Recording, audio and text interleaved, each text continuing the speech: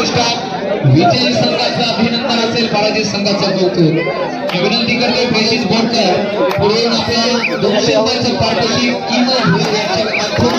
दिलेलं गेलेलं आहे, पुढे आपण स्वीकारायचं आहे। जो सामना झाला अरुण पाटील विरुद्ध गावदेवी मुंडाणी, यामध्ये अरुण पाटील संघ विजयी झाला।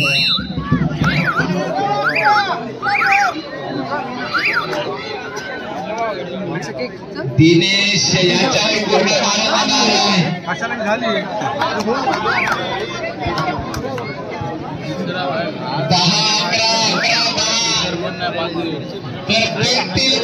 वीसतील मशाली सूर्य कधी विझणार नाही, कोणी कितीही करा प्रयत्न कबड्डीवाला बोलेल पण वागणार नाही, अशी परिस्थिती ग्राउंड नंबर 2 वर आहे।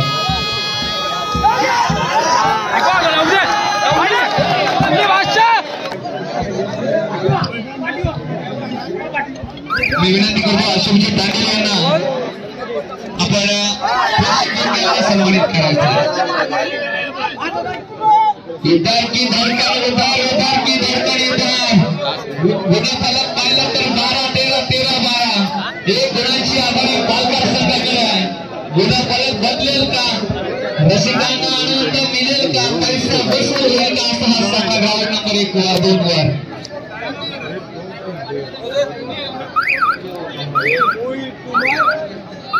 बघा कसं आहे, जागा नसते, चालेल 12-13 नाम मात्र 1 गुणांची आघाडी आहे। तसा काय जिल्हास्तरीय स्पर्धेतील सामना पाहावा असा सामना ग्राउंड नंबर 2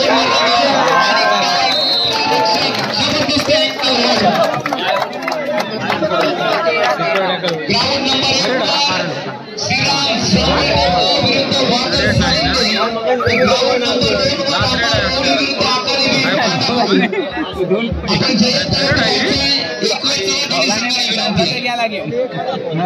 बोललो काय ठरे